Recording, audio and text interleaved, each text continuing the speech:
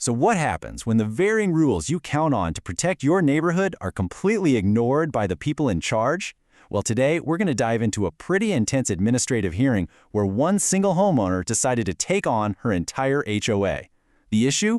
Her community was basically turning into a hotel, one short-term rental at a time. Right from the start, you can feel how personal this is. These are the first words the homeowner, Angel Miera, said to the judge. For her, this wasn't just about some stuffy rulebook. This was about the safety of her 12-year-old son and about protecting the quiet community she thought she was buying into. The stakes couldn't have been higher for her. All right, so how does a peaceful neighborhood end up in a formal legal battle?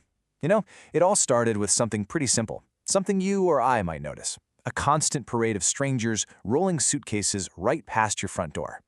Now, at the absolute center of this whole fight is this one really important rule.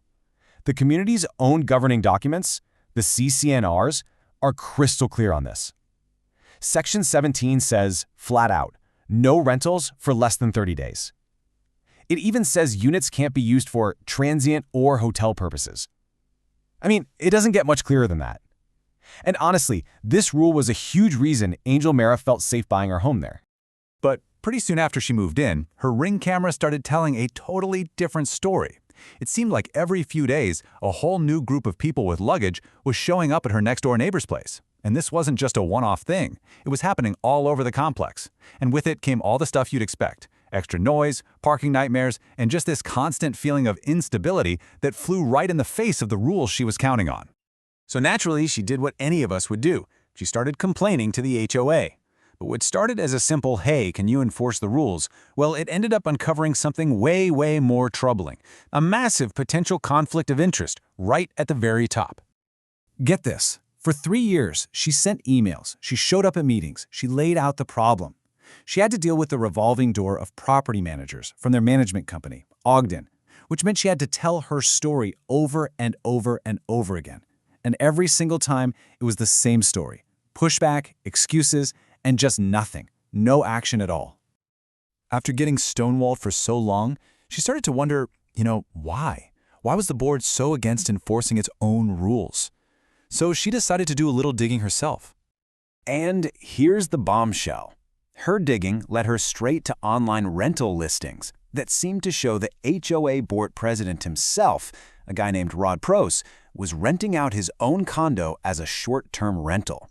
The person whose literal job it was to uphold the rules was allegedly breaking them himself, all for his own profit. And if there was any doubt, it all vanished when the board president put his own condo up for sale. Right there in the public MLS listing was this sentence: "This condo has been a great vacation rental." I mean, come on. It's basically a confession, in his own words, that he was using his unit in a way that directly violated Section 17. Okay, so with this kind of smoking gun evidence, this wasn't just about sending emails anymore. It was time for a formal administrative hearing, which is kind of like a courtroom trial, just a little less formal. And it set the stage for a real showdown, the homeowner versus her HOA. So let's break down what both sides told the judge. On one side, you have Angel Miera. She's arguing, look, you failed to enforce the rules, there's a huge conflict of interest with your president, and I think you're even retaliating against me by ignoring maintenance of my own unit. On the other side, the HOA is saying, well, these things are really hard to prove, it's not our job to police websites, and we can't just spend the community's money to book a rental just to see if someone's breaking the rules. So, how exactly did the HOA justify doing nothing? Their whole argument really boiled down to the practical and financial headaches of actually trying to enforce the rule. This quote from the community manager, Liz Hernandez, pretty much sums up their whole defense. She argued that it would be wrong to spend homeowner dues just to book a suspected Airbnb to prove a violation. She basically said, I think every other homeowner who pays their fees would agree with me. That was their big argument. It cost too much. So here's the supposed problem they're facing. They get a complaint, right? They can look online, but websites like Airbnb or Vrbo, they usually hide the exact unit number to protect the owner's privacy. So the HOA argues the only way to be 100% sure is to actually book the unit themselves. And that, of course, costs money that they say they shouldn't be spending. It's a bit of a catch-22. And to be fair, there is another wrinkle here. A recent change in Arizona state law has made things trickier for them. Now, they can still hand out fines for breaking the rules, In fact, they have a $500 fine on the books for this exact thing. But they lost one of their biggest hammers. They can't foreclose on a home just because of unpaid fines anymore, which definitely weakens their ability to make stubborn owners comply.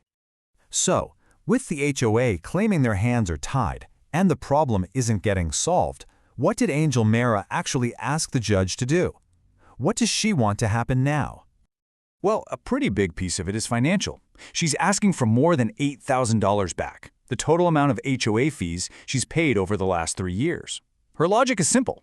She was paying for a service, rule enforcement, a residential community, and the HOA completely failed to provide it. So why should she have to pay for it? Here's the full list of what she demanded. First, she wants the court to order the HOA to actually start enforcing its own rules with fines and official notices. Second, she wants real transparency, like a tracking system for violations and signs posted around the property. Third, and this is a big one, she's asking for the current board members to be removed because of the mismanagement and conflict of interest.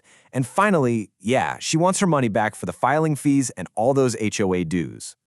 At the end of the day, this one homeowner's fight really shines a light on a huge question facing communities all over the country. An HOA board is made up of volunteer homeowners, right? They're elected to look out for the entire community. But what happens when enforcing the rules is going to hurt another owner's income, or maybe even their own? Whose side are they really on? That's the tough question that the judge and countless HOAs have to figure out.